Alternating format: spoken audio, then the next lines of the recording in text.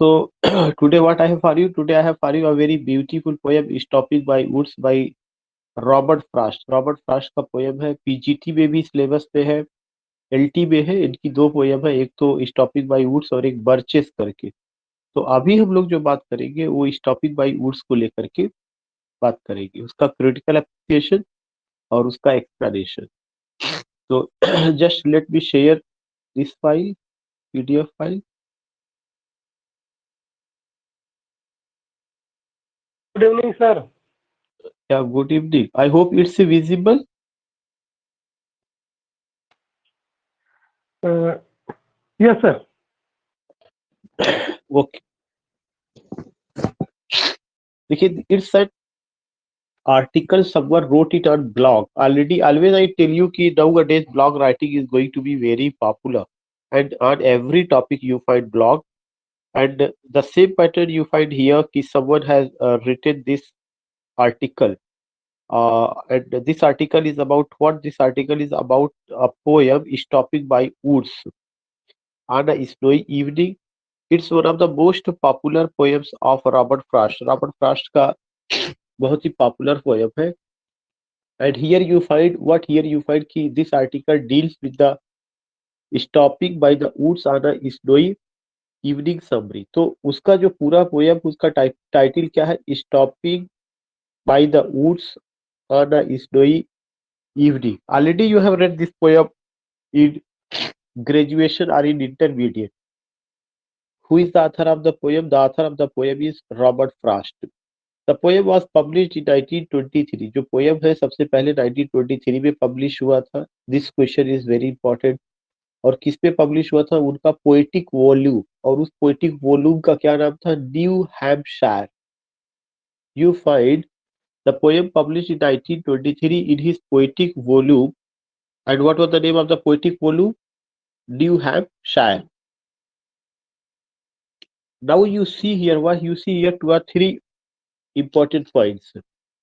Number one, the lyric was composed by Robert Frost, published in 1923 in his poetic volume New Hampshire. Stopping by woods on a snowy evening summary is the story of a writer passing by some woods. It's the story of a writer. वो writer कोई दूसरा नहीं है बल्कि खुद poem का ही जो composer है, राइटर है, उसी का है। ही पासेस, कहाँ से गुजरते हैं? एक स्नोई इवनिंग से। Stopping by woods on a snowy evening summary is the story of a writer. ये जो है स्टोरी या समरी किसका? एक राइटर का है। पासिंग बाय सम वुड्स, जो किसी वुड से, लेकिन ये passing by some woods, it refers not the definite wood. किस जंगल से गुजरते हैं इसका जिक्र नहीं है, बल्कि कोई भी। इसीलिए आर्टिकल आ यू फाइंड की here you find stopping by woods on a snowy evening. तो he just passes by some woods. The writer of the poem is traveling in the dark through the snow, and you come to know कि the writer is traveling. How the writer is just traveling in the dark. In the dark, it's the evening time through the snow, और काफी बर्फबारी हो रही है। And passes with his horse, and the writer has a horse also. The writer has a horse also. He passes for some time uh, in that wood. और वहां पे जब वो रुकते हैं तो क्या देखते हैं कि dear the woods by a neighbour's house, by a neighbour's house, to observe the snow falling around him, to see या to behold the beauty of nature and natural objects. Now I just want to know what the writer does, या what that passer by does. वो passer by क्या करता है? The passer by who is going with his horse, what he does? He stage in that wood for some moment and just observe, yeah, just behold. What does he observe? What does he behold? He observes or behold the snow falling around him. He observes or beholds the snow falling around him. This is the point. Now you find the writer continues to poise near the woods, attracted by the deep dark silence of his surrounding. You find here that the writer continues to poise. Writer continuously observes, या he becomes fascinated, या he is fascinated, या he allures। किससे आकर्षित होता है? He allures woods, attracted by the deep, dark silence, और वो ऊँट कैसा डार्क है, साइलेंस है, और उसके सराउंडिंग से इन सब चीजों से वह काफी अट्रैक्ट होता है। मतलब it was there was a natural beauty and the poet was attracted. He wants to enjoy the beauty of nature in the deep dark night but his duty towards his life forced him. यही पूरा उसका पूरा poem का gist है। उसकी इच्छा क्या है और उसको करना क्या है। ये हर आदमी का लाइफ में ये चीज होती है कि you have some desire but you have some duties. तो डिजायर और ड्यूटीज के बीच में क्या चीजें भारी पड़ती है, उधर ही आदमी जाता है। तो उसकी इच्छा क्या है, उसकी इच्छा ये है कि he wants to enjoy the beauty of nature. ये उसकी इच्छा है कि he wants to enjoy the beauty of nature in that deep dark night. उस अंधेरी रात में जो है, जो भी ब्यूटी ऑफ नेचर है, जैसे फॉलिंग ऑफ स्नो है, साइलेंस, डार्क साइलेंस है, सराउंडिंग उसका है, नेचुरल ब्यूटी है, all these things allure the poet, all these things fascinate the poet, and he wants to enjoy it. He wants to he just wants to enjoy it. But what happens with him, उसके बाद जो है, जैसे ही उसके दिमाग में आता है कि उसको अब इंजॉय करना है, तभी वो अपनी ड्यूटीज को लेकर के, लेकिन उसके बाद यू फाइंड कि his duties towards his life forced him to move ahead. उसकी अपनी कुछ ड्यूटीज भी है और वह ड्यूटीज उसको फोर्स करती है कि this is not your destination. जंगल में रुकना आपकी जिंदगी का मकसद नहीं है। या if you stay here and only enjoy nature and natural object and natural beauty, it's not the final destination of your life. In your life you have some duties, and that duties just forced him to move ahead। बल्कि वही duties उसको force करती कि आपको क्या करना, आगे बढ़ना है।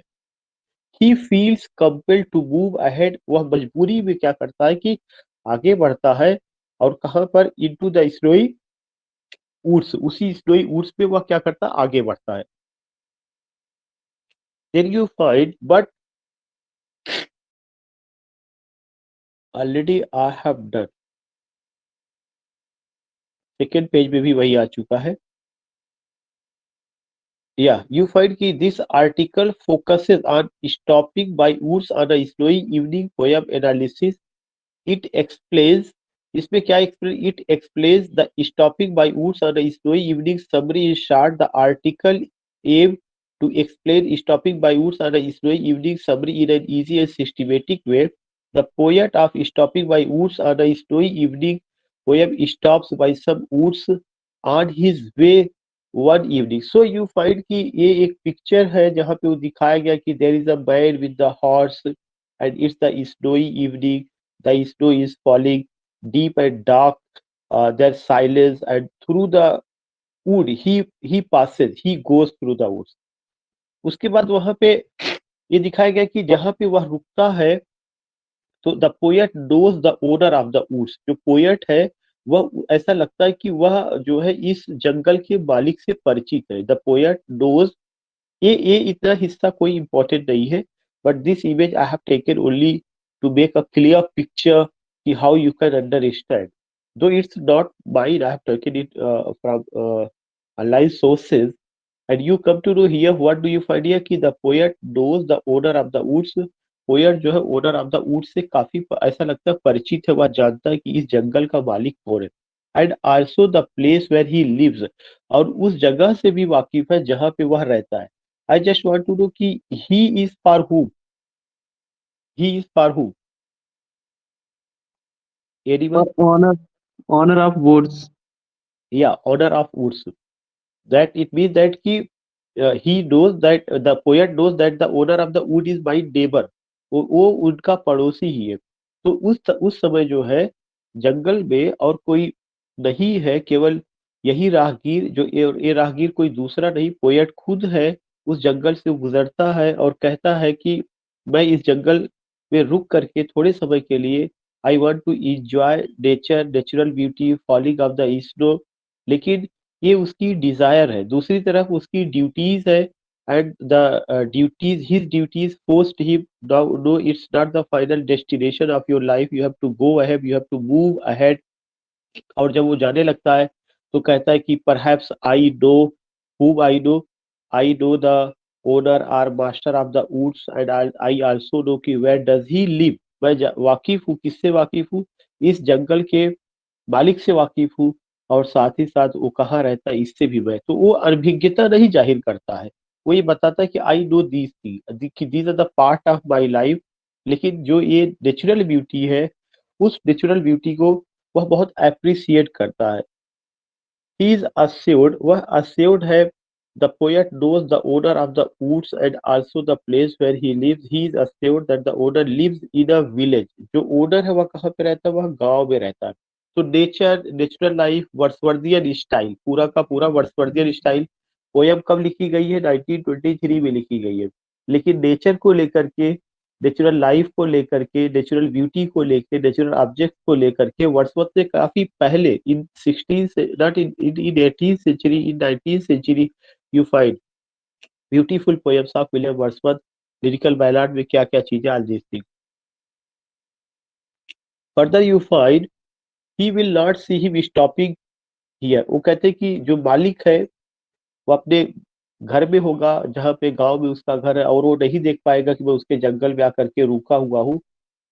परहैप्स यहाँ पे वो कहना चाहता है कि इतना अंधेरा हो चुका है और बगैर मालिक के परमिशन के I am just going through this wood and it's not possible for the owner to see me here, या if I stay here for some time it's not possible for the owner. But उनका एक ethically ऐसा लगता है कि वो चाहते थे कि उनको वो परमिशन ले, जो है वो परमिशन ले। तो वो जो है क्या कहते हैं कि his he can enjoy the natural beauty, और वो कहते हैं कि मैं जो है चाहता हूँ नेचुरल ब्यूटी का एंजॉय करना। His he can enjoy the natural beauty on his snow covered woods, और वो क्या करना चाहता है, he wants to enjoy the natural beauty, और यह जो नेचुरल ब्यूटी है कैसी, कवर्ड वुड्स है। The poet further says that he usually stops near the farm house, और वो कहता है कि वह जाकर के रुकेगा, और कहाँ पे, मतलब वो नेचुरली या यूजुअली ज्यादातर वो कहाँ पे रुकता है, फार्म हाउस के पास। This will be a little strange thing for his dear heart, और कहते कहते कि ये जो फार्म हाउस है यह उसके इस dear heart, it mean that the poet is not alone with the poet. अगर पोएट कहा जाए, राहगीर कहा जाए, तो उस वो अकेले नहीं है, बल्कि उसके साथ कौन है, उसका डियर हार्ट्स है। और उस डियर हार्ट्स के लिए यह एक तरह से स्ट्रेंज चीज नजर आती है। क्या, this will be a little strange thing for his dear heart to stop in this dark evening, because ये डेली हैबिट उसका राहगीर का नहीं था। शायद हो सकता है पहली बार, या सेल्डम आप कह सकते हैं, कभी कभार he stays there, and this habit is not liked by the dear hearts of the राहगीर passer by or poet. This is why he says that कि यह चीज जो है स्ट्रेंज लगती है, किसको स्ट्रेंज लगती है, उस डियर हार्ट्स को, to stop in this dark evening, उस डार्क इवनिंग में। They have stopped between the frozen lake and woods, और वो ये भी बताता है कि वो कहाँ रुके हुए। मैं जानना चाहता हूँ यहाँ दे किसके लिए आया हुआ है, क्यों दे अब वर्ड आया है, why they? The poet and the horse. Yes, the poet and his heart, क्योंकि एक से अधिक, तो इसलिए दो को वहां पे, कि वे लोग रुके हुए, कहाँ रुके हुए, they have stopped between the frozen lake and woods, वे जो है फ्रोजन लेक और वुड्स के बीच में रुके हुए। The poet calls his hearts by little heart, वो कहता है कि ये मेरा छोटा प्यारा घोड़ा, because it is extremely dear to him. तो जो little by little hearts word use किया गया है, वो पोएट का लव है अपने घोड़े के प्रति। क्योंकि जब हम किसी को प्यार करते हैं तो pretty doll word, by little cute doll, इस तरह का वर्ड, लिटिल शब्द जो है छोटा सा, उसको उसकी मासूमियत को लेकर, ऐसा नहीं उसके स्ट्रक्चर को लेकर, या एक तरह से आप कह सकते हैं कि अ, उसके बॉडी शेप को लेकर के, ऐसा नहीं। लिटिल एंजल हम लोग वर्ड यूज करते हैं तो उसमें एक अफेक्शन नजर आता है। This is why he also uses the word by little horse only to show his love and affection for horse, because it is extremely dear to him, or possibly it can be a baby horse, हो सकता है कि यह baby horse हो, या pony जिसको हम लोग कहते हैं, टट्टू जैसा। This also implies that the speaker may be humble and ordinary citizen, खैर यह भी इंडिकेट करता है कि जो स्पीकर है वह काफी हम्बल है और ऑर्डिनरी सिटीजन है। Humble and ordinary, what do you mean by, and for whom he is humble and ordinary?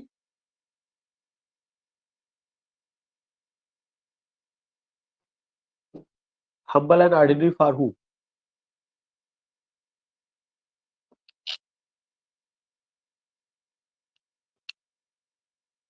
Here remember that ki humble and ordinary, it refers to that he is like a common man, a man who has compassion, a man who has generosity, a man who has beauty, a man who has lovely thought, one who believes in humanity and humanism. ऐसा नहीं है कि वह कोई अलग ideology के हैं, वह एक डाउन टू अर्थ है, अपने घोड़े को भी लव करते हैं, नेचर और नेचुरल ऑब्जेक्ट्स को उन्होंने जब देखा तो वहां पे रुक करके ठहर करके उसकी ब्यूटीज को होल्ड करना चाहे, और फिर उसके बाद उनको याद आया कि नहीं, it's not the final destination of life, बल्कि हमें और आगे भी जाना है। इन सब चीजों को लेकर के तो जो यहाँ पे हम्बल और ऑर्डिनरी सिटीजन आया है, it's for home, it's for the poet. ये क्या इंडिकेट करता है? It shows the nature of the poet कि the poet is like a common man, the passer by is like common man, he is an ordinary citizen, he has humble, he has affection, he has generosity, he has attraction, fascination, love and so many things for everyone.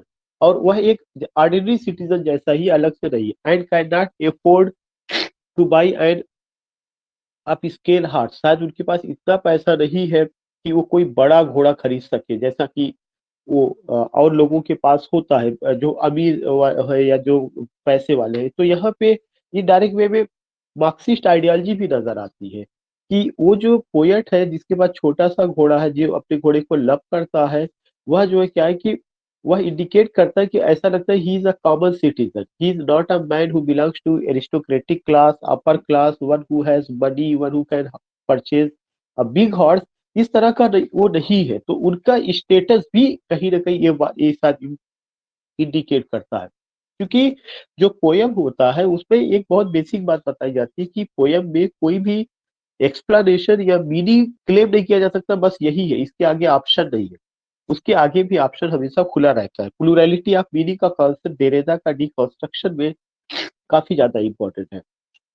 He also embodies the heart by indicating that he can think and refer to him a person. He also embodies the hearts by indicating that he can think and refer to him a person.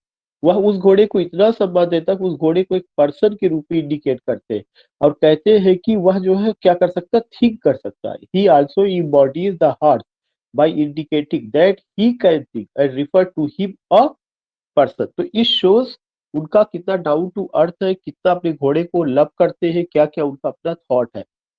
In the next few lines of the poem the poet suggest the weather is cold. Next line वो बताते हैं कि जो weather है वो cold है, enough to freeze a lake, ये इतना कोल्ड है कि पूरा का पूरा लेक जो है फ्रीज हो सकती है। फ्रीज का मतलब यहाँ पे जमना, कहीं उसमें उन्होंने बताया। तो ये भी एक सिंबॉलिक वे में बात की गई है। The words like darkest evening suggest several thing, उसमें जो वर्ड डार्केस्ट इवनिंग यूज किया गया है उसके भी बहुत मायने निकलते हैं। क्या क्या है? Yeah, here you find कि in the next few lines of the poem, the poet suggests that the weather is cold enough. जो weather है वो कैसा cold enough है to freeze like to freeze a lake. The words like darkest evening suggest several things. It can be meant that the poet was very depressed due to his long journey. ये भी indicate करता है, खास करके जो वहां पे उन्होंने वर्ड यूज किया है डार्केस्ट इवनिंग, शायद यह इंडिकेट करता है, क्या चीज इंडिकेट करता है? It can be mean that the poet was very depressed, वो अपनी लॉन्ग जर्नी से काफी ज्यादा डिप्रेशन में है, due to his long journey and chilling weather, और ठंडे मौसम की वजह से। It can also mean it was the longest night of the year, ये भी हो सकता है कि वह जो है उस साल की सबसे लंबी रात्रि हो। ये भी एक दूसरी मीनिंग निकलती है। कौन किसके लिए निकलती है? Darkest evening, the words like darkest evening. तो जो डार्केस्ट इवनिंग शब्द आया हुआ है, इसके दो मायने निकल सकते हैं। या तो ये हो सकता है कि पोएट जर्नी से ऊब चुका हो। क्यों ऊब चुका हो? डिप्रेस्ड हो, इसलिए कि लॉन्ग जर्नी है, दूसरा मौसम बहुत ठंडा है। या ये भी हो सकता है कि वह नाइट जो है उस ईयर की सबसे जो है लॉन्गेस्ट नाइट रही हो, जिसमें चिलिंग, जो कि चिलिंग वेदर भी है, और साथ ही साथ उसपे तमाम तरह से उसको जर्नी भी करनी पड़ रही है। ये भी हो सकता है। The year with maximum hours of darkness, और उस लॉन्गेस्ट नाइट होने की वजह से ज्यादातर समय जो है डार्कनेस रहा हो और दिन कम निकला हो, तो उसका भी एक सेंस लगा रहा है। In that case it can be a winter peak, यह विंटर का पीक हो सकता है इन द नॉर्दर्न हेम्पशायर। अगर मैं पूछूं कि जियोग्राफिकली पोयम का सेटिंग कहाँ पर है, जियोग्राफिकली पोयम का सेटिंग कहाँ पर है, अमेरिका के किस हिस्से को लेके बताया गया है? Frozen forest, sir. Yeah, that is a place, but you find San the northern Francisco. heavy, yeah, northern hemisphere. When you talk about this particular word, northern hemisphere, you find that ki the poem is ultimately where ki the locality, the place, all these things have been taken from America, northern America को लेकर के वहाँ का longest night, वहाँ का winter को लेकर के जिक्र किया गया है। यूरोपियन का कोई बात यहाँ पे नहीं है, क्योंकि he was an American poet, तो उन्होंने अपने वतन का जो लॉन्गेस्ट नाइट हो सकता है, जो विंटर का पीक हो सकता है, उसको उन्होंने दिखाने की कोशिश की है। सो अभी तक जो आपको पता चला कि पोएट एक जंगल में रुका हुआ है, किसके साथ रुका हुआ है, हॉर्स के साथ रुका हुआ है। वो अपने हॉर्स को जो है लिटिल हॉर्स के रूप में एड्रेस करता है। उसके एड्रेसिंग के पीछे क्या है, उसका लव है, उसका अफेक्शन है, और वो कहता है कि जो मेरा हॉर्स है वह भी एक पर्सन है जो सुन सकता है, महसूस करता है। और फिर वो ये भी बताता है कि मेरे हॉर्स को यह चीज अच्छी नहीं लग रही कि मैं इस जंगल में देर तक रुकूं, और वह जो है एक तरह से ही इज डिसइंटरेस्टेड। और ये भी इंडिकेट करता है कि पोएट के पास या उस राहगीर के पास ज्यादा पैसा नहीं था कि वह बड़ा घोड़ा खरीद सके, तो मार्क्सिस्ट आइडियोलॉजी भी नजर आती है। और ये कहा गया कि वह एक कॉमन मैन है, और जैसे और हर आदमी के दिल में अफेक्शन है, लव है, रिस्पेक्ट है, ऐसे ही उसके भी दिल में है। फिर उसके बाद वहां पे दो चीजें शुरू में बताया गया कि एक उसकी इच्छा बताई गई, दूसरा उसका ड्यूटी बताई गई। इच्छा क्या है, वह वहां रुक करके उस पार्टिकुलर जगह का इंजॉय करना चाहता है, लेकिन उसकी ड्यूटी क्या है कि लाइफ ये कह रही कि नहीं, it's not the final destination of your life, you have to go ahead, you have to move ahead, आपको आगे चलते रहना है। The poet says that the horse is shaking its head and ringing the bell attached to its harness. जो भी bell वगैरह उसके गले में बंधी हुई है, पोएट कहता है कि उसका जो हॉर्स है, horse is not taking interest, और वह क्या कर रहा है कि अपने गले में बंधी हुई घंटी को बजा रहा है, और यह सिग्नल दे रहा है कि नहीं, अब हमें यहाँ से चलना चाहिए, there is no need to stay here. तो वो ये भी कहता है कि जो मेरा हॉर्स है वह हॉर्स नहीं है, बल्कि वह एक पर्सन है जो सुन सकता है, जो महसूस करता है, जिसमें एक आप कह सकते हैं कि इमोशंस है, फीलिंग्स है, और वह भी जो है चीजों को क्या करता है कि यस या नो में एक अपनी भाषा में कहता है। तो उसको उन्होंने बताया किसको लेकर के, ऑडिटरी इमेज को लेकर के। The poet says that the horse is shaking its head, जो हॉर्स है वो अपने हेड को हिला रहा है। तो हॉर्स अगर हेड को हिला रहा है तो इसका मतलब उसका ये वे ऑफ एक्सप्रेशन है, that horse wants to say something, और उसका मालिक उसको समझ रहा है। जब वो अपने हेड को हिलाता है तो गले में जो रिंगिंग द बेल अटैच्ड है वह क्या करती है, वह बजती है। तो ये म्यूजिकल इंस्ट्रूमेंट यहाँ पे नजर आ रहा है, या आप कह सकते हैं ऑडिटरी इमेज नजर आ रही है। This suggest as the horse is as this suggests that the horse is asking his master whether there is an issue because it is unusual for him to pass by the woods। यह horse के लिए अच्छा नहीं है, और वह कहता है कि इट इज अनयूजुअल, यह उसके लिए स्ट्रेंज है, यह अनयूजुअल है, टू पास रुकना, बाय द वुड्स, वुड्स में, विद इन द डार्कनेस, इस अंधेरे में। And the most important thing in the poem came that is sound imaginaries. मैंने अभी आपको पहले बताया उसको क्या कहा जाता है, आर्डिटरी इमेज। जो सबसे इंपॉर्टेंट चीज है वो कौन सा इमेज है, auditory image. There are only three sounds can be heard, they are the sounds of the harness bell. दो तीन आवाज वहां पे सुनाई पड़ती है, एक तो जो घोड़ा है उसके गले में बंधी हुई घंटी हार्नेस बेल है, लाइट विंड की आवाज है, हल्की सी बहती हुई हवा की, एंड स्नो फ्लेक्स है, जो वहां पे बर्फ गिर रही है, उस बर्फ के गिरने की वजह से भी साउंड आ रहा है। तो these are the three sound जो आपको ध्यान में रखना है, harness bell number one, light wind, हल्की सी बहती हुई हवा की आवाज, और स्नो फ्लेक्स का।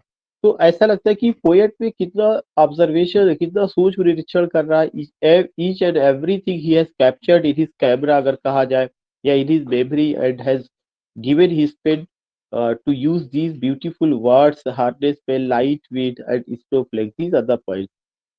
Now you find in the last few lines of the poet describes the woods using three adjectives.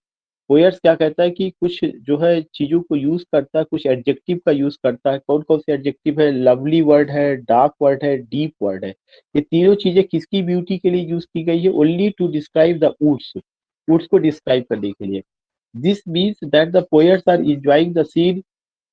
अगर उसने इतना खूबसूरत ढंग से वुड्स को बताया है कि वुड्स ऐसा अपीयर हो रहा, ऐसा नजर आ रहा है, इसका मतलब कि ही इज इंजॉइंग या ही हैज ऑब्जर्वेशन, या यू कैन से कि it is deep core of the heart, it is deep core of the heart, उसके हृदय की गहराई में there is a room for the forest, उस फॉरेस्ट के लिए या उस ऊट के लिए, उस लवली पिक्चर्स के लिए एक जगह है। तो कई मायने में पोयम इंपॉर्टेंट है कि पोएट एक ऑब्जर्वर है, रेशनल क्रिएचर ऑफ गॉड है, एंजॉयज एवरीथिंग, स्पेशली जितनी भी चीजें हैं जो कुदरत के द्वारा बनाई गई है, जो उसकी अपने द्वारा चाहे छोटी हो बड़ी हो, मतलब वर्ड्सवर्थियन स्टाइल पूरा का पूरा। This means that the poets are enjoying the scene and want to cherish the beauty of nature. ये दो पॉइंट आपको नहीं भूलना। Poets are enjoying the scene and want to cherish the beauty of nature for a longer time, एक longer time में, for a longer time, but he has other liabilities in life. लेकिन उसके अलावा यहाँ पे दिखाया गया कि उसकी अपनी दूसरी भी लाइबिलिटीज है, but he has other liabilities in life. He has travelled a long distance before he sleep. ये यहाँ से पोएम का जो फिलोसफिकल है थॉट है वो शुरू हो रहा है। एक तो डिजायर, मैंने आपको पहले बता दिया, दो वर्ड है, डिजायर है, डिजायर के साथ ड्यूटी है, ये दो वर्ड समझना है। दूसरा चीज, पोएट जहाँ रुका हुआ है वह एक नेचुरल प्लेस है, वह एक वुड्स में रुका हुआ है, वह वुड्स के मालिक को भी जानता है। और कौन सा टाइम है? ये स्नोई इवनिंग है, डार्क डीप नाइट है, और उसके साथ उसका एक घोड़ा भी है। और तो ये सब एक इमेज है जो बनाने की कोशिश कर रहे हैं। फिर उसके बाद उन्होंने कहा कि he wants to enjoy, yeah, he wants to cherish the beauty of nature for a longer time, but he has other liabilities in life. He has traveled a long distance before his sleep. He has traveled a long distance before his sleep. उनको बहुत लंबी दूरी की यात्रा करनी सोने से पहले। What do you mean by sleep here? Is it the sleeping of daily routine, या is it the final sleeping? Yeah, anyone? Finals. Final sleeping.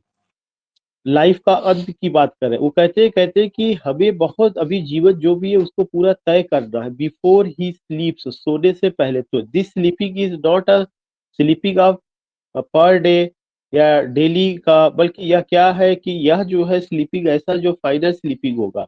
इसीलिए वो कहते हैं so he can not stop there for a long time, इसलिए वह वहां पे जो है लंबे समय तक नहीं रुकना चाहते। So he can not stop there for a long time, वह वहां पे लंबे समय तक नहीं रुकना चाहते। ही मूव्स अहेड, वह आगे बढ़ते हैं। Therefore the poet repeats the last line to draw the attention, और वह लास्ट लाइन को रिपीट करते हैं लोगों को अटेंशन खींचने के लिए।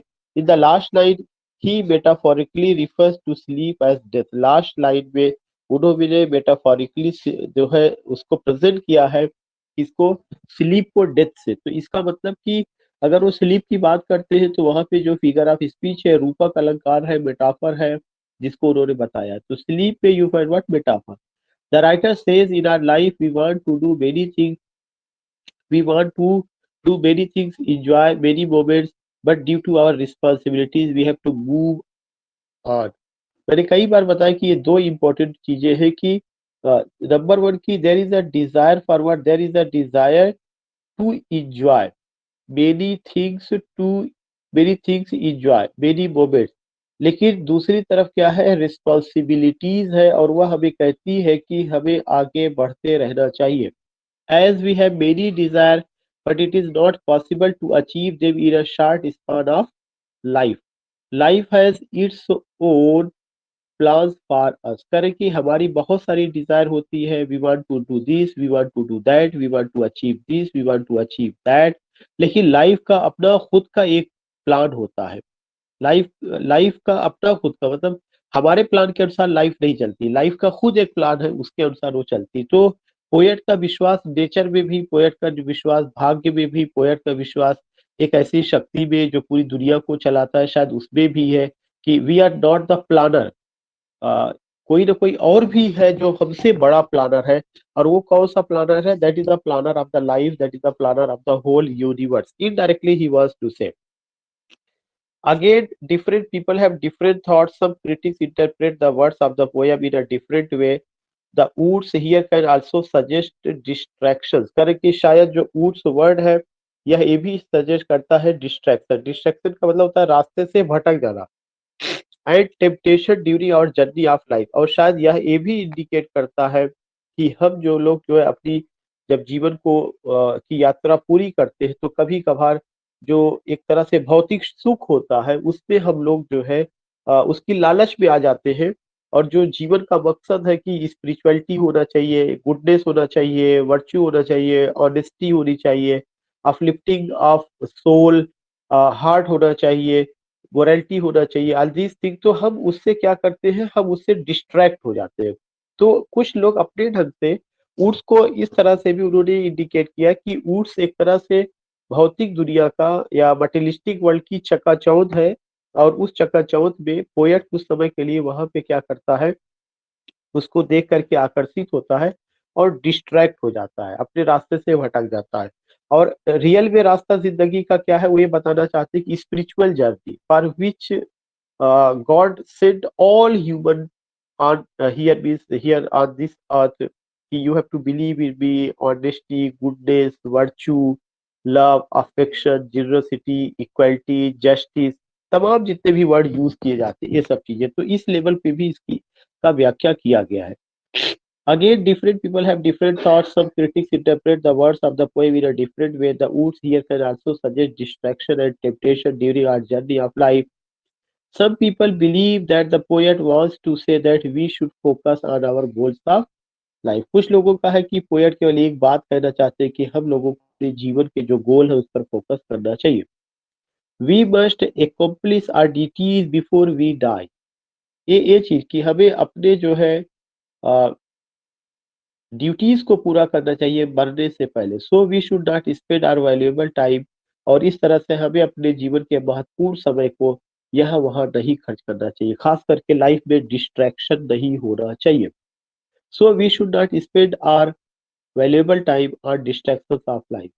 आई थिंक यू गॉट, पूरा आपको समझ में आ गया क्या है। कुछ और पेजेस हैं, I will take only 10 minutes to explain, तो आपको इससे समझ में आ जाएगा। ये विकिपीडिया से लिया गया है और इसमें उसका राइम और तमाम चीजें हैं जो अभी तक तो उसका क्रिटिकल एप्रिसिएशन आपने देखा, लेकिन अब पोयम में क्या क्या क्वेश्चन बन सकता है, वन लाइनर क्या हो सकता है, इंफॉर्मेटिव क्या हो सकता है, उसको लेके यहाँ बात की गई है। Stopping by woods on a snowy evening is a poem by Robert Frost. यह रॉबर्ट फ्रॉस्ट का पोयम है, रिटन इन 1922, 1922 में लिखा गया है, पब्लिश्ड इन 1923, 1923 में पब्लिश हुआ। किसमें, किस कलेक्शन में? New Hampshire. मैंने कई बार कहा है कि this collection is very important, you have to learn it because the question will be asked if when it was published, it published in 1923 and the poetic collection was new Hampshire. और ये जो poem है किसके लिए important है? Imagery के लिए important है, पर्सोनिफिकेशन के लिए इम्पोर्टेंट है, रिपीटिशन के लिए इम्पोर्टेंट है। In a letter to Louis Untermeyer कि इन्होंने एक लेटर लिखा था, किन्होंने लिखा हुआ था? रॉबर्ट फ्रॉस्ट ने और अपने दोस्त Louis अंटर bear.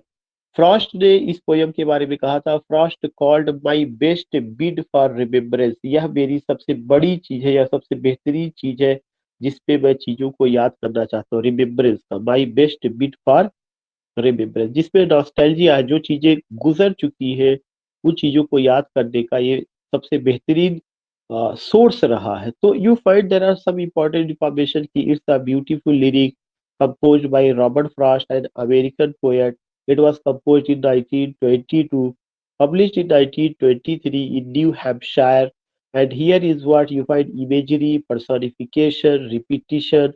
And he wrote a letter to his friend Louis Untermeyer, and in that letter he wrote that this poem was one my best bit for remembrance.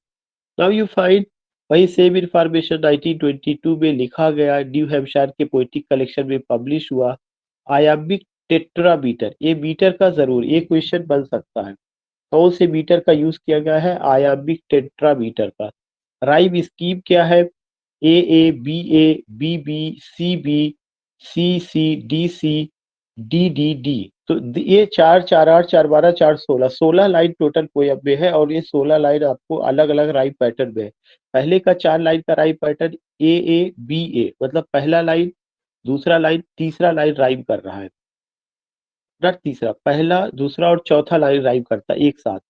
फिर जो है तीसरा लाइन 5वीं line से 6ठी लाइन से rhyme और 8वीं line से राइम कर रहा है। फिर 7वीं लाइन आपका किससे राइम कर रहा है? 9वीं लाइन से, 10वीं लाइन से और 12वीं लाइन से राइम कर रहा है। इधर फिर आपका देखते हैं कि 11वीं लाइन आपका किससे जो है 13, 14, 15, 16 से राइम कर रहा है। Publication date this, read online all this thing, that is another thing. यहाँ पे आप पाते हैं ये पूरा पोएम का वो है whose woods these are, I think already मैंने आपको बताया कि ये 4 लाइन का आपका 4 स्टैंजा है, 4 4 8 4 12 4 16, 4 लाइन का 4 स्टैंजा है। और ये 4 लाइन का जो हम जानते हैं क्या है कि क्वाट्रेन है। आयम्बिक टेट्रामीटर की बात की गई है इस पे, और 4 क्वाट्रेन आए हुए हैं, और इस सारे क्वाट्रेन में अलग अलग ढंग से उनके अपने थॉट है। पहले भी उन्होंने कहा कि whose woods these are, I think I know. There is a stranger, that stranger stays for some time in a wood, और जब वो जंगल में रुकते हैं तो कहते हैं कि आई थिंक आई नो, ऐसा लगता है जैसे मैं इसे जानता हूँ। इट मीन्स दैट जितना भी मैंने अभी एक्सप्लेन किया वो सारा चीज यहाँ पे है, वही सारी बातें कि वो स्ट्रेंजर कोई और नहीं है, वो पासर बाई कोई और नहीं है। That passer by is poet himself, and poet says कि I think I know, it seems that कि I am familiar with the master, with the owner of this wood. और जो है वुड का ओनर है, मालिक है, हिज हाउस, यहाँ पे जो हिज शब्द आया हुआ है ये किसके लिए आया हुआ है? उस जंगल के मालिक के लिए। उस जंगल का जो मालिक है उसका घर कहाँ पर है? His house is in the village 2, उसका जो घर है यही बगल के गांव में है। इसका मतलब कि the passer by, the man who is staying in the mid of the wood, he knows very well whose wood is this. He knows very well who is the owner of the wood. He also knows कि where the owner of the wood lives. So owner of the wood lives in the village. वो गांव, बगल के गांव में ही रहता है। उसके बाद वो कहते हैं कि he will not see, who is he, owner of the wood। वो कहते हैं he will not see me stopping here if I am stopping here for some time। अगर मैं थोड़े समय के लिए यहाँ पे स्टॉपिंग कर रहा हूँ या रुका हुआ हूँ तो वह मुझे देख नहीं पाएगा। he will not see me stopping here to watch his woods fill up with snow। वह इस चीज को नहीं देख पाएगा कि उसके वुड्स को मैं यहाँ पे निहार रहा हूँ, या I am stayed here for some time, क्योंकि without getting the permission of the owner of the wood if he is staying here, it's not a good thing. तो एथिकली वो शायद ये सोचते हैं कि owner will not be able to see me, I am staying here for some time. और वो कहते हैं कि to watch his woods and I am observing, watching, enjoying, cherishing the beauty of the wood, and this wood is filled up with snow। किससे भरा हुआ? fill up with snow। ये image आपको ध्यान में रखना। अगर क्वेश्चन आता है कि the wood was filled up with what, it was filled up with snow and it was the snowy evening। ऊपर से उन्होंने लिखा भी है उसका टाइटल में भी, snowy evening। अब उन्होंने बताया कि पहला चीज उन्होंने बताया, अपने बारे में बताया, ऊंट के मालिक के बारे में बताया, और जब वो रुके हुए तो इवनिंग टाइम है, उस समय वहां पे क्या हो रहा है? स्नो फॉलिंग हो रही है। फिर दूसरे में बताते अपने हॉर्स के बारे में कि मैं अकेला नहीं हूँ, आई एम नॉट एलोन, बल्कि मेरे साथ क्या है? मेरा छोटा सा हॉर्स है। मैंने पहले एक्सप्लेन कर दिया कि ये छोटा वर्ड जो यूज किया गया है एक, क्या सर 8 o'clock से सर का टेस्ट स्टार्ट होने वाला है, केडी सर का। देखिए केडी सर का होने वाला है। मुझे ये फाइल एडी हाउ मुझे कंप्लीट करना है। Give me only 2 or 3 minute. मेरी भी यहाँ पे मजबूरी, मैं बीच में इसे नहीं छोड़ सकता हूँ। Only give me 2 or 3 minutes.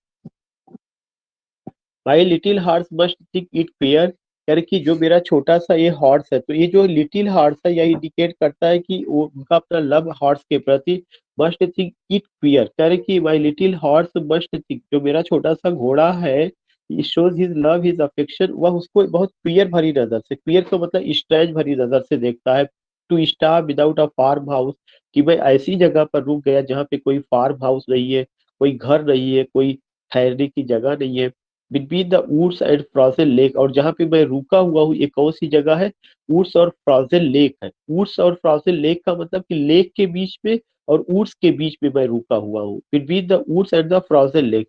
ये फ्रोजन लेक इंडिकेट करता है उस समय कितना ठंडी रही होगी, कि पूरा जो लेक है, झील है, वो भी जो है फ्रीज हो गई, इतना ज्यादा स्नो फॉलिंग हो रहा है। और शायद ऐसा दिखाने की कोशिश करें, the darkest evening of the year, और यह क्या है, डार्केस्ट इवनिंग। मैंने पहले एक्सप्लेन किया था कि वो क्यों, या तो बहुत ज्यादा थक चुके हैं, या तो वो रात्रि जो है वहां की सबसे गहरी अंधेरी रात रही होगी। He gives his harness bell a shake, उन्होंने बताया कि मेरे घोड़े को ये चीज अच्छा नहीं लग रहा टू स्टे देयर, इसीलिए वह क्या करता है, सर हिलाता है, और गले में बढ़ती जो बंधी हुई घंटी है वहां से एक आवाज आती है, auditory image, to ask if there is some mistake, शायद वो बताना चाहता है कि कुछ गलती हो गई, it's not a place to stop here. The only other sound, वहां पे जो दूसरी आवाज आती है, the sweep of easy wind, बहती हुई हवा की आवाज आती है, डाउनी फ्लेक, और जो वहां पे जो है बर्फबारी हो रही, तो ये इमेज ध्यान में रखना, डाउनी फ्लेक, बर्फबारी की आवाज, बहती हुई हवा की आवाज। ये 4 लाइन बहुत इंपॉर्टेंट है, और ये 4 लाइन जो था, ये पोयम जो है पंडित जवाहरलाल नेहरू की जब डेथ हुई थी तो उनकी टेबल पे ये पड़ा हुआ, तो उस समय पंडित जवाहरलाल नेहरू ये पोयम पढ़ रहे थे, ये चीज वहां पे था। The woods are lovely dark and deep, अब वो अपनी डिजायर बता रहा है। अभी तक तो इच्छा थी कि I have to stay here to enjoy this beautiful weather or season, लेकिन वो कहता है नहीं, मेरी कुछ ड्यूटीज है, और यही है कि मुझे जो है, मैंने प्रॉमिस किया है कि द वुड्स आर लवली, जो वुड्स है वो खूबसूरत है, डार्क है, डीप है, there is calm, beauty, tranquility, silence, no disturbance, no noise at all. लेकिन मैंने प्रॉमिस किया है क्या, आगे बढ़ने का, and miles to go before I sleep, and miles to go before I sleep, मुझे आगे चलना है। I will take only 1 minute. The text of the poem reflect the thoughts of a load वैगर, यह बताता है कि कोई एक अकेला आदमी है, जा रहा है, द डायरेक्टर, और कोई डायरेक्टर है, और डायरेक्टर कोई दूसरा नहीं बल्कि पोयर खुद है। Passing at night it is travel, वह अपनी यात्रा के समय रुक जाता है, कहाँ पे, टू वॉच स्नो फॉलिंग, की कैसे जो है स्नो फॉलिंग हो रही इन द वुड्स, वुड्स में।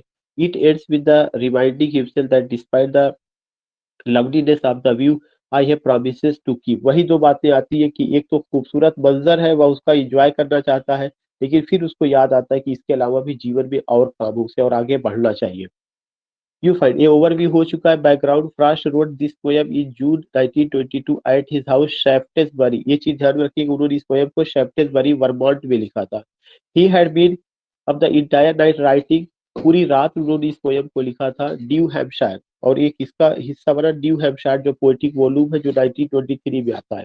And had finally finished when he realised morning had come, और वो उन्होंने लिख पाए कब, जब मॉर्निंग हुई, तो पूरा whole night he compose the poem. He went out to view the sunrise and suddenly got the idea for stopping by woods on a snowy evening, और दिन निकलने के साथ ही उनके दिमाग में आया कि ये पोयम भी लिखी जाए, stopping by woods on a snowy evening. He wrote the new poem about the snowy evening and the little horse as if I had a hallucination in just a few minutes without strength। So nothing you find, उन्होंने बताया कि ये poem किस situation में लिखी गई है, कहाँ पे लिखी गई, उनके घर में 1922 में न्यू हैम्पशायर नाम की जगह पर। स्ट्रक्चर और स्टाइल क्या है, the poem is written in iambic tetrameter, tetrameter में है, और ये स्टाइल कहाँ पे फॉलो किया गया, इन द रुबैयात स्टेंजा, रुबैयात जो उमर खयाम का वर्क है, जो पर्सियन पोएट थे उनका वर्क है, और इस पर्सियन पोएट के इस वर्क को एडवर्ड फिट्जजेराल्ड ने क्या किया था, ट्रांसलेट किया था। The poem is written in iambic tetrameter in the Rubaiyat stanza created by Edward FitzGerald who adopted the style from Hakim Omar Khayyam के स्टाइल को उन्होंने अडॉप्ट किया है। The 12th century Persian poet, जो 12वीं शताब्दी के पर्सियन पोएट थे और मैथमेटिशियन थे। Each verse save the last follow, उसका राइमिंग ए बी बी ये सब मैं बता चुका हूँ, कोई नई चीज नहीं है। Then you find this one कि इसके अलावा इसका कहाँ पे यूज किया गया, दांते की इन्फर्नो में भी यही चीज स्टाइल को अडॉप्ट किया गया है। दांते का इन्फर्नो एम का जो वर्क है टर्जा राइमा की शक्ल में, ये यहाँ से क्वेश्चन पूछा जा चुका है। जो ये यूज इन यूलॉजीज, ये पोयम कहाँ पे यूलॉजीज में यूज की गई है, you find November 23 को in the early morning of November 23, 1963, Sid Davis of Westinghouse Broadcasting reported the arrival of president John F Kennedy, America के प्रेसिडेंट जब आए थे व्हाइट हाउस में, तब उस समय भी इस पोयम को क्या किया गया था, वहां पे रिसाइट किया गया था। क्योंकि फ्रास्ट जो है जॉन केनेडी के बहुत ही फेवरेट पोएट थे। Since Frost was one of the president's favourite poets, Davis concluded his report with a passage from the poem but was overcome with emotion ऐसी साइड। तो एक चीजें ध्यान में रखिएगा कि जॉन एफ केनेडी जो अमेरिका के राष्ट्रपति थे, उनके एक प्रोग्राम में इस पोयम को वहां पे रिसाइट किया गया था। क्यों? क्योंकि ये पोयम बहुत ही एक मैसेज देती है। दूसरा चीज ये कि ये पोयम जो है जॉन एफ केनेडी के जो फेवरेट पोएट रहे उनकी द्वारा रचित पोयम थी, जिसमें कुछ बहुत कुछ रहा है। एक दूसरा, जब कनाडियन प्राइम मिनिस्टर, कनाडा के प्राइम मिनिस्टर को जब दफन किया गया था उनके अंतिम संस्कार में, तब भी जो है इस पोयम को वहां पे पढ़ा गया था। और उसमें थोड़ा सा ये हुआ था, the woods are lovely dark and deep, he has kept his promises and earned his sleep. तब ये चीजें जो है बदली गई थी। जवाहरलाल नेहरू का भी जिक्र किया गया। जवाहरलाल नेहरू द फर्स्ट, एक क्वेश्चन कई बार पूछा जा चुका है, जवाहरलाल नेहरू जब मरे थे तो उनकी टेबल पे कौन सी पोयम थी जिसका जब वो पढ़ रहे थे। तो Jawaharlal Nehru the first prime minister of India towards his last years kept a book of Robert Frost close to him even at his bedside table में, और उस समय भी उन्होंने भी इस पोयम का। तो 3 जगह जिक्र है, कनाडियन प्राइम मिनिस्टर का, अमेरिकन प्रेसिडेंट का और इंडिया में यहाँ पे। The poem was set to music, poem को जो म्यूजिक दिया गया है रैंडल टॉमसन ने दिया है, पार्ट ऑफ राष्ट्रियाना का उसका है। बाकी you find here this doesn't matter, इसका कोई मतलब नहीं है। मैं बाद में अगर कभी होगा तो जिक्र करूंगा, ये दूसरा चीज का हिस्सा था। तो नाउ यू गॉट इट, यहाँ तक ये चीजें रही हैं। And I think we have done it very well. Poem भी आपको समझ में आ गया, पोयम के साथ साथ थ्योरेटिकल एप्रिसिएशन भी समझ में आ गया। Other thing you can just give your response and just go and attend another class.